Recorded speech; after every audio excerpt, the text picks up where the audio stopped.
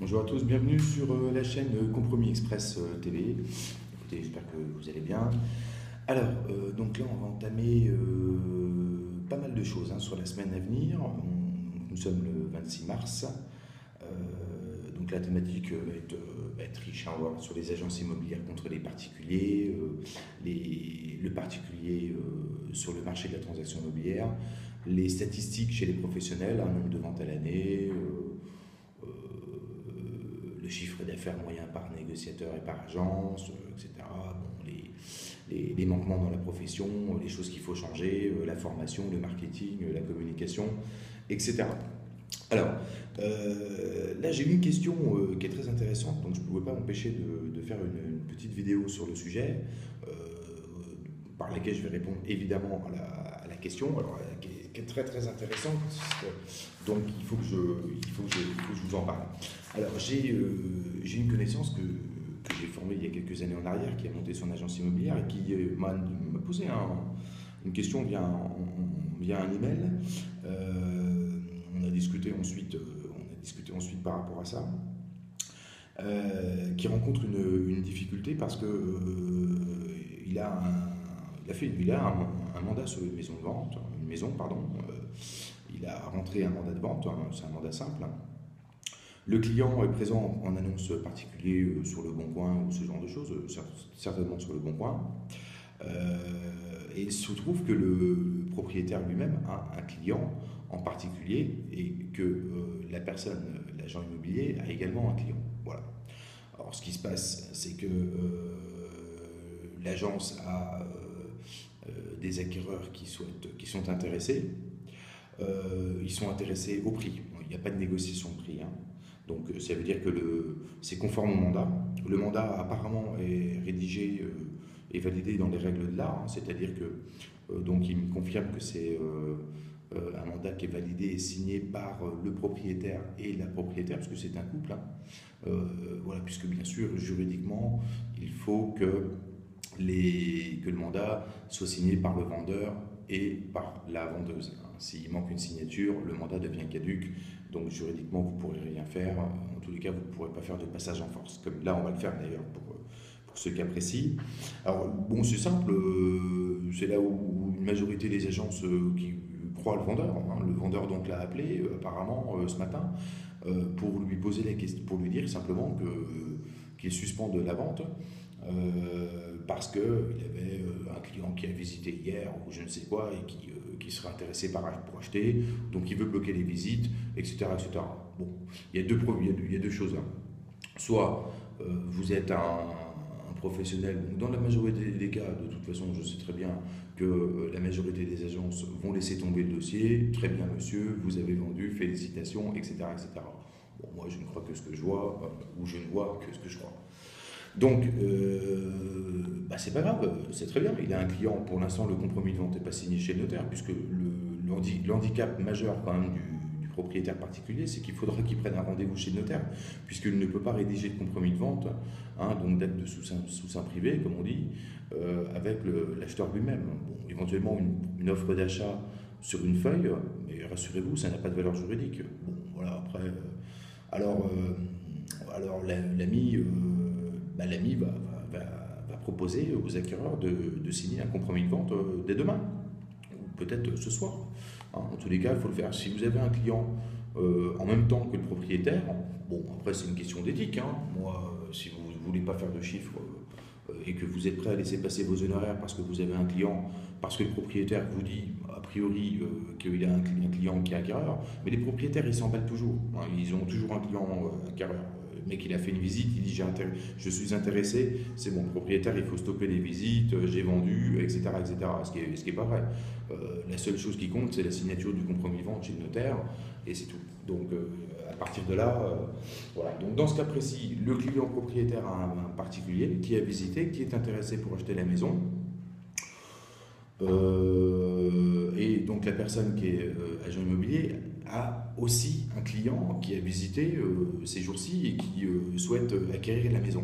Voilà, sans négociation de prix a priori, puisque donc on serait conforme au prix du mandat, hein. Donc là, voilà, l'agent peut réitérer par la rédaction du compromis de vente et la signature des acquéreurs, sans avoir la signature immédiate du vendeur. Donc c'est pas la peine d'angoisser, il n'y a pas de stress. Moi, pour ma part, ce qui est clair, puisque ça m'est déjà arrivé des centaines de fois, mais par définition, je ne crois pas le propriétaire vendeur, hein, puisque lui, il veut se laisser du temps. Voilà, ça fait partie des astuces sur une thématique, hein, sur la philosophie du vendeur, qui utilise des agences en fusibles publicitaires, etc., etc. Hein, puisque bon, la réalité, c'est ça. Après, vous avez 80% des agences qui travaillent essentiellement pour le vendeur qui vont laisser tomber.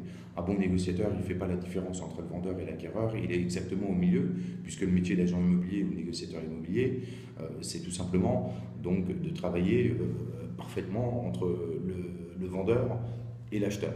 Hein, donc c'est l'intermédiation. Donc c'est pas voilà. Donc il faut savoir jongler d'un côté pour le vendeur et d'un côté pour l'acheteur. Donc dans ce cas précis, moi, l'agence remporte l'affaire, puisque bien sûr il va pouvoir donc rédiger le compromis de vente, le faire signer par ses acquéreurs et il le validera, demandera au vendeur de contresigner le compromis de vente dès demain matin. Bon, bah, voilà. Alors le vendeur ne sera pas content. Hein. Votre vendeur, si ça vous arrive, ne sera pas content. Il va se sentir trahi et tout ça et tout ça et tout ça. Hein. Ça vous allez vous faire engueuler au téléphone. Vous allez vous faire engueuler. Hein, parce que lui, il a le droit de vendre à un particulier parce qu'il l'a trouvé avant vous, quoi qu'il soit en même temps que vous. Et d'ailleurs, souvent, moi j'ai eu des cas où le propriétaire est même tellement motivé par la gloire de vendre lui-même, est prêt à perdre sur le prix. Voilà, il est prêt, quand il a un acquéreur en particulier qui lui fait par exemple 10 000 de moins, bon, il va dire oui, mais parce qu'il va privilégier la gloire de vendre lui-même. D'accord? Alors que vous avez vendu avec un acquéreur avec votre conforme au mandat de vente, et puis il n'y a pas de négociation. Vous êtes au prix net vendeur souhaité au départ. Donc là, il n'est pas d'accord. Ah non, alors c'est curieux quand même, parce qu'il devrait plutôt vous féliciter d'avoir vendu, plutôt que de vous taper sur la gueule.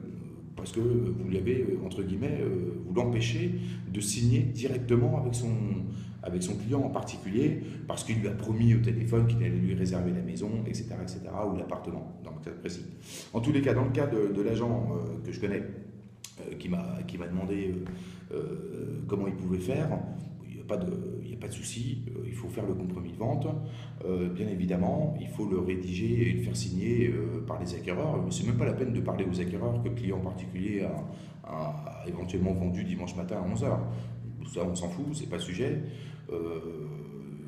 Voilà, tout simplement. Donc après, il y a un problème. Il y en a qui vont vous parler d'éthique et tout ça. Les affaires, c'est des affaires. Le compromis de vente, seule la signature, parce qu'il y a accord sur le prix et la chose, vaut un contrat définitif sur l'avant-contrat. Donc à partir de là, vous avez rempli parfaitement votre mission, vous avez vendu, donc c'est très bien, félicitations. Vous signez votre compromis de vente et vous forcez le vendeur à contresigner. Bon, de toute façon, vous mentionnez le notaire, les acheteurs s'ils choisissent le notaire de leur choix, ou vous placez chez un notaire ami que vous devez avoir, parce que vous devez forcément avoir des notaires, des amis notaires, et puis vous invitez le vendeur à aller, voilà, il ne sera pas content, il viendra, en définitive il laissera tomber, et puis il viendra signer votre compromis de vente, ça je vous le garantis à 100%. Hein, donc voilà, en tous les cas, il ne faut pas laisser passer. Puisque si, encore faut-il qu'il puisse vous présenter un compromis de vente qui a été rédigé au préalable par le notaire. Bon, s'il a fait une visite le samedi, que les gens veulent la maison le dimanche, bon, il n'a pas trop eu le temps de faire un compromis de vente, mais c'est c'est comme ça. Vous êtes un professionnel, vous avez la possibilité de faire le compromis de vente parce que c'est votre métier. Il faut le faire, vous avez des clients, vous n'allez pas mettre en suspens votre client parce que le propriétaire il vous a dit a priori, encore ça reste à vérifier, hein, mais souvent bon, voilà, en général c'est vrai que ça peut être le cas, c'est pas grave, hein, puis vous faites votre compromis de vente, vous le faites signer et puis terminé, voilà, il n'y a pas de souci. On verra aussi, alors dans ce cas précis c'est clair, hein, puisque effectivement il y a un autre cas de figure qu'on a évoqué, c'est comment font les professionnels quand ils ont des visites à effectuer et que les visites subitement, qui sont programmées à 17h ou à 18h par exemple, subitement à 14h, sont annulées par le vendeur et par l'acquéreur. Là, il ne faut pas vous poser de questions. C'est certain que le vendeur traîne sur le bon coin et puis l'acquéreur l'a vu et a contacté votre propriétaire directement et ils vont faire la visite ensemble à 16h avant et annuler votre rendez-vous de 17-18h. Donc ça, voilà. Alors comment on peut faire quand les visites sont bloquées par le vendeur? Ça, c'est, je dirais, le domaine le plus compliqué dans la transaction, mais ça on va en parler lors d'une thématique sur les moyens à mettre en place, les passages en force qu'il faut faire pour absolument réaliser la visite. Pour ma part, à l'époque, quand le vendeur me bloquait la visite, clairement, je signifiais par email qu'il m'a interdit d'effectuer la visite avec mon client et je lui envoyais la note d'honoraire. Voilà, bon, tout simplement. Mais on aura l'occasion de revenir sur cette thématique. Voilà, alors donc j'ai répondu à la question, bien sûr, cet après-midi qu'on m'a posée, et j'ai trouvé intéressant de la faire partager aux professionnels. Alors si vous êtes un agent mandataire, il y a une petite différence quand même, c'est que vous aussi, comme le particulier, normalement vous devez aller chez le notaire. Bon, euh, c'est chiant. C'est chiant. Vous voyez avec votre réseau pour qu'ils aient des formulaires de compromis de vente. De toute façon, c'est le tampon du réseau. Vous le rédigez. Voilà, votre réseau vous fournit un exemplaire type de compromis de vente, un module, un modèle souche, entre guillemets. Si vous ne savez pas le remplir, enfin bon, il n'y a rien de compliqué. Il y a des polycopiants aujourd'hui, des formulaires, vous avez juste à remplir, ça reste un avant-contrat. Voilà, mais demandez à votre réseau de vous fournir ça. Et puis après, vous avez le tampon du réseau de toute façon indiqué sur le compromis ou dans les mentions, agence intermédiaire. Puisque de toute façon, vous ne signez pas le compromis, vous ne faites que le rédiger. C'est le vendeur et l'acquéreur qui contresignent et paraphent le compromis de vente. Voilà. Voilà pour aujourd'hui.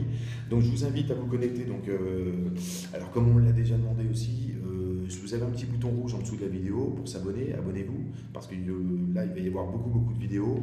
Les formations, je vous invite à prendre connaissance. Donc des formations à Dijon 17, 18, 19 avril qui sont déjà en cours de réservation.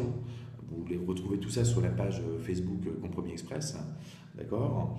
Et puis voilà, si vous avez pour les formations, ceux qui ne peuvent pas, parce que vous n'avez pas forcément les moyens de faire 3 jours de formation et de vous déplacer sur Dijon, il y aura d'autres villes, c'est en cours, je suis en train de le mettre en place par rapport au planning. Et bien vous pouvez commander le manuel de formation RSV 110 pages, qui est au tarif de 850 €, 110 pages techniques qui si vous faites, c'est la moyenne nationale, 9 ventes par an, moyenne nationale. Avec la formation, vous en ferez 25.